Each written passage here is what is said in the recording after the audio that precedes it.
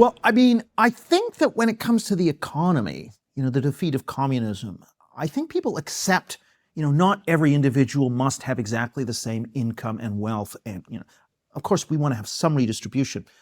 I actually think in the economy, people accept that there is this trade-off, and they accept there's a certain amount of inequality that is normal and acceptable in an economy.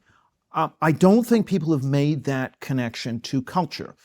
So where they would accept inequality amongst individuals economically, they will not accept inequality between men and women, between different racial groups, for example. I mean, they will accept inequality between, for example, West Africans and West Indians within the black group.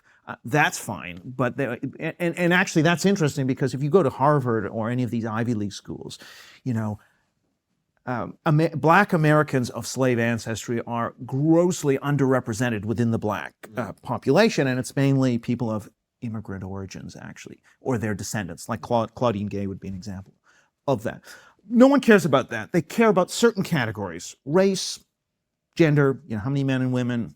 That's the kind of category that they care about. And that's one of the problems, I think, is because liberalism liberalism actually isn't, I don't think, friendly to communism, command and control, everyone must have the same. So liberalism recognizes limits on the economic redistribution side. It doesn't recognize any limits on gender. Why aren't there X%, 50% women CEOs? Why aren't there 50% women engineers? It's always we're underrepresented, and that's a problem. Affirmative action, same thing. Why is the African American share not at 13%? At Harvard or at any of these other institutions? So it's extreme and radical. Liberalism is radical and extreme when it comes to culture.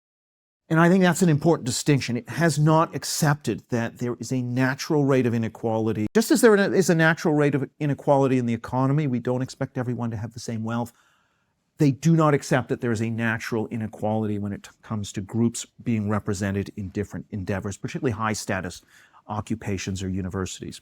Well, where I might disagree a little bit is I don't think it's true in the US, because the US idea of free markets is so strong still. But in the UK, I think increasingly, and to some extent in the US, the idea that people are poor because they've been let down by the system is universally believed. And so that's why we have the highest tax burden for God knows how many years under a conservative government, etc. Because anytime anything goes wrong, and you've seen this over the last few years, if there's a global pandemic, why hasn't the government done more? If the gas prices go up, why hasn't the government done more? If this has happened, why hasn't the government done more?